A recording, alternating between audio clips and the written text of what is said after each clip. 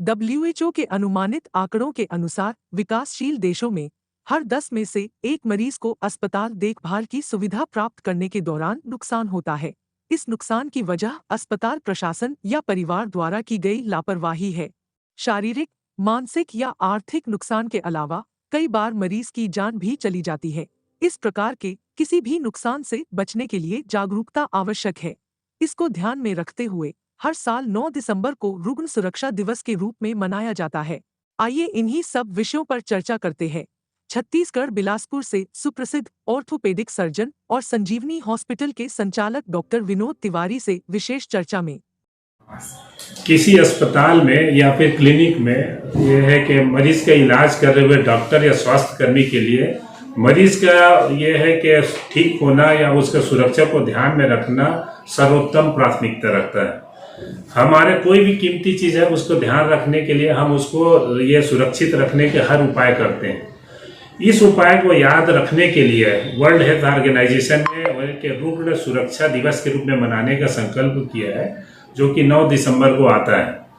तो हमारे लिए जरूरी है कि मरीज को किसी भी तरह की परेशानी ना हो, अनजाने में भी कोई गलती ना हो, इसके लिए स्टैंडर्ड ऑपरेटिंग प्रोटोकॉल फॉलो करना रहता है, जिससे गलती होने की संभावना जो नगण्य हो जाती है।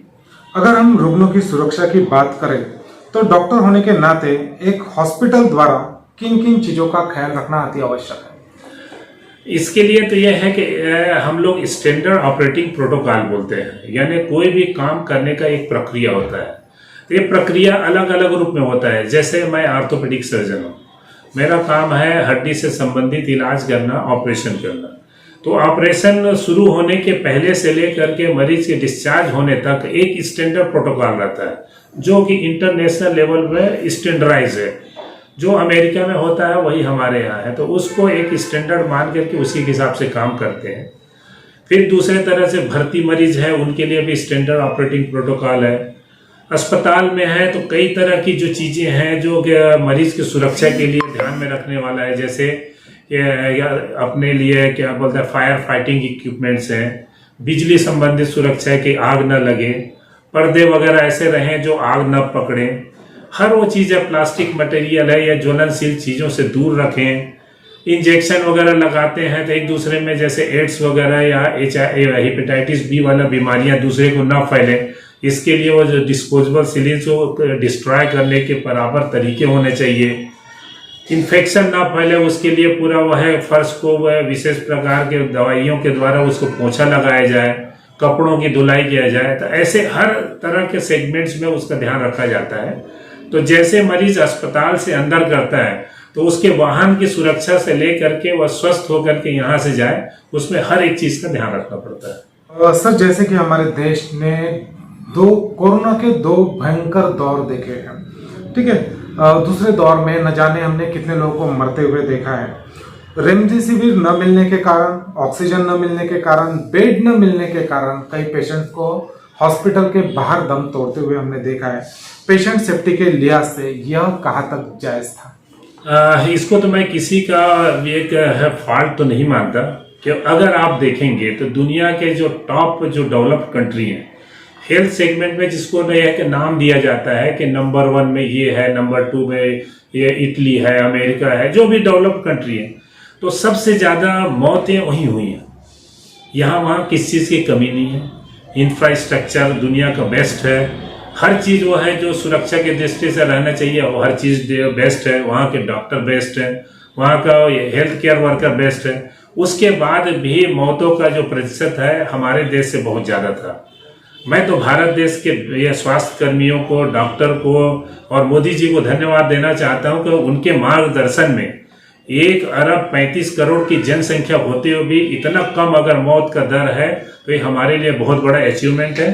और ऐसे रहस्यमय बीमारी अगर आए जिसके बारे में हमें कोई नहीं जान सकते, हमें नहीं मालूम है वो किस रूप में फैलता है, क्या बीमारी है, किसको असर करता है, क्या दवाइयाँ कारगर हैं, ऐसे किसी भी अगर अनजान चीज़ों से हम लड़ रहे हैं तो उसमें बहुत सारी चीज़ें चाहते हुए भी नहीं कर पाते। और ये है कि इससे हम लोग सबक मिली है कि हम अगर इस तरह से और कोई प्राकृतिक विपदा आए तो हम अपने आप को तैयार रखें, जिससे कि हम उससे पहले से ज़्यादा मरीजों को सुरक्षा दे सकें। सर, पेशेंट सेफ्टी के लिहाज से सरकार के पॉलिसीज में क्या कमियां आपको नजर आती है, और एक डॉक्टर होने के नाते आप सरकार से क्या चाहते हैं? कमी तो मैं नहीं कहता। बोला गया है कि समुद्र का पानी अगर हम पीते रहें, अगर वहां पानी ना आए तो समुद्र का पानी भी सूख जाएगा। तो इसी तरह से है, 1 अरब 35 करोड़ जनसंख्या को अगर आप एक सीरीज देंगे तो आपको 1 अरब 35 करोड़ सीरीज एक बार में लगाना पड़ेगा। यानी डिमांड ज्यादा है, सप्लाई कम है। तो हर चीज का रिस्ट्रिक्शन है। अस्पताल में बेड की संख्या कम है, डॉक्टरों की संख्या कम है, इंफ्रास्ट्रक्चर कम है, हर चीज है। लेकिन ऐसा है कि ऐसे आपदा में हम किसी के ऊपर दोष न देते हुए जो हमारे पास ये मूलभूत सुविधाएं उपलब्ध हैं या जो हमारे पास रिसोर्सेज है उसका मैक्सिमम यूटिलाइजेशन करें, यही समय की मांग है। और इसमें हम बहुत हद तक सफल भी रहे। मैं भारतवासियों को धन्यवाद देना चाहता हूं कि वो जहां पे भी जिस स्तर पे हो, उन्होंने हर वो मरीज या उनके रिश्तेदारों को सहयोग किया जो उनसे बन सकता था। यहां तक कि अगर वो है भिखारी भी है, रिक्शा वाला भी है, कोई भी है, तो जो भी बन सका अपने पड़ोसियों को उन्होंने सहयोग किया। यही ये सामाजिक सुदृढ़ीकरण को ये है कि इंगित करता है। सर, ओमिक्रॉन जो अभी हमने नया वायरस देखे हैं, कितना घातक हो सकता है? क्या सरकार को इससे सजग रहना चाहिए? क्या फैसिलिटीज और हमारे देश में बढ़नी चाहिए? इस बारे में आप क्या कहेंगे? ये जो वायरस है कोरोना, जो कोविड-19 बना, कोरोना वायरस इंड्यूस डिसीज बोलते हैं, तो 19 में आया तो इसलिए कोविड-19 बोलते हैं। तो कोविड-19 में जो कोरोना वायरस अटैक किया तो उसी के अलग अलग रूप है। तो ये बहुरूपिया है, ये अपना जीनोमिक सीक्वेंस को बदलते रहता है। तो अभी अपने देखा जाए तो 900 से ज्यादा जीनोमिक सीक्वेंस इसमें बदलाव आया है। उसी बदलाव का एक रूप है ओमिक्रॉन। तो अल्टीमेटली देखा जाए तो उसकी प्रजाति तो एक ही है ना। जैसे हम लोग मानव प्रजाति के हैं, तो मानव है तो मानव ही रहेगा, या ये जानवर है तो जानवर ही रहेगा। तो वो जो काम करने का तरीका है, मरीज को यह है कि नुकसान पहुंचाएगा, असर करने का, वो तरीका वही है, उसमें थोड़ा सा फेरबदल है। तो मैं नहीं समझता ओमिक्रॉन इतना घातक है, खासकर हमारे देश में। ये वैज्ञानिक रूप से ये सिद्ध है कि अगर 60 से 65% की जनता अगर वैक्सीनेटेड है, डबल डोज वैक्सीन लग गया है, तो उसको बहुत ज्यादा कुछ परेशानी नहीं आएगी। खासकर उसके जीवन के साथ है कि खतरा नहीं होगा, उसका जान जाने का खतरा बहुत कम हो जाएगा।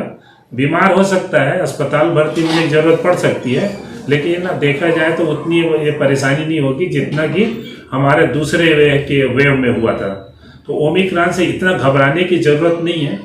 लेकिन हमारा जो मूलभूत मंत्र है, जो बोला गया है, क्या है कि फिजिकल डिस्टेंसिंग हो, मास्क लगा कर रखें और सैनिटाइजेशन करें, अच्छा स्वास्थ्य वर्धक फल फूल खाएं, पानी ज्यादा पिएं, प्राणायाम करें। यही इन सब तरह की बीमारियों से बचने का एकमात्र उपाय है।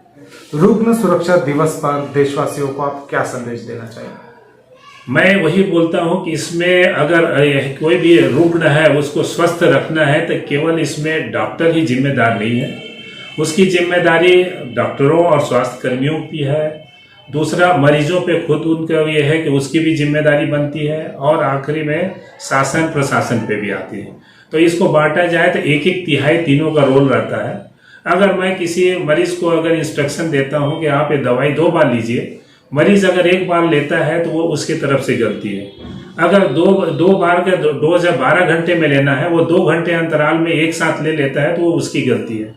तो हमें अगर तीनों तरफ से संपूर्ण रूप से अगर ध्यान दिया जाए, तीनों स्तर पे काम करें, तो ये अस्पताल या उससे रिलेटेड रुग्ण ये सुरक्षा है वो और अच्छा हो सकता है। मरीजों का मृत्यु दर बहुत कम हो सकता है, मरीजों में आने वाला संक्रमण दर कम हो सकता है, और मरीज के स्वास्थ्य लाभ देने में हम ज्यादा अच्छे से सफल हो सकते हैं। तो मेरा भाई ये है कि देशवासियों से अपील है कि वो केवल डॉक्टरों पे निर्भर न रहते हुए अपना जो है जिम्मेदारी उसको भी निभाएं, और बहुत कुछ शासन प्रशासन के ऊपर थोपने के लिए न करें, क्योंकि स्वास्थ्य आपका सबसे टॉप प्रायोरिटी है। इसको ध्यान में रखना और इसको संभाल के रखना आपकी भी जिम्मेदारी बनती है। आप काफी सुप्रसिद्ध ऑर्थोपेडिक सर्जन भी हैं और साथ ही साथ संजीवनी हॉस्पिटल के संचालक भी हैं। पेशेंट सेफ्टी के लिहाज से अगर हम संजीवनी हॉस्पिटल की बात करें तो किस किस प्रकार की सुविधाएं संजीवनी हॉस्पिटल में पेशेंट सेफ्टी के लिहाज से उपलब्ध है? हमारा यहाँ जैसे बताया ना, जैसे ही मरीज आता है, शुरू होता है, तो भाई अगर मरीज एंटर करता है तो सबसे पहले उनको चोट न लगे इस लिहाज से गेट बड़ा बनाया गया। एम्बुलेंस में जैसे उतरता है, स्ट्रेचर और व्हील चेयर के ध्यान रखा गया है, व्हील चेयर की क्वालिटी अच्छा है। यानी उससे समझ सकते हैं कि हम लोग जैसे मरीज हमारे अस्पताल प्रेमिसेस में एंटर करता है, हम उसके लिए सावधानी और सुरक्षा के लिए सबसे ज्यादा सजग रहते हैं। और जैसे ही अंदर आए तो फिर जो हमारा स्टैंडर्ड ऑपरेटिंग प्रोटोकॉल है उसको फॉलो करते हैं। ये स्टैंडर्ड ऑपरेटिंग प्रोटोकॉल है जो इमरजेंसी रूम में है, डिलीवरी रूम में है, NICU में है, ICU में है, ऑपरेशन थिएटर में, ये चस्पा किया गया है। यानी उसको बार बार स्वास्थ्य कर्मचारियों को बताया जाता है कि ये स्टैंडर्ड ऑपरेटिंग प्रोटोकॉल है, इस नियम के तहत चलना है। अगर उस नियम को माने, अगर सब कुछ हम लोग फॉलो करेंगे तो इसमें गलती होने की संभावना बहुत कम रहती है। और मैं अपने जो स्टाफ है, डॉक्टर्स हैं, साथ ही साथ हमारा जो मशीनरीज है और ये बिल्डिंग है, उनका धन्यवाद देना चाहूँगा और सबसे ज़्यादा ईश्वर का धन्यवाद देना चाहूँगा कि ऐसा कोई मेजर फॉल्ट नहीं आया है, हमसे गलतियाँ नहीं हुई हैं। और ईश्वर से यही प्रार्थना करते हैं कि भविष्य में भी इस तरह से गलतियाँ ना हो, क्योंकि मरीज का जो है स्वास्थ्य है वो हमारे लिए सर्वोत्तम है। और उनको स्वस्थ यहाँ से अगर विदा करते हैं तो हमें सबसे ज़्यादा खुशी होती है। धन्यवाद।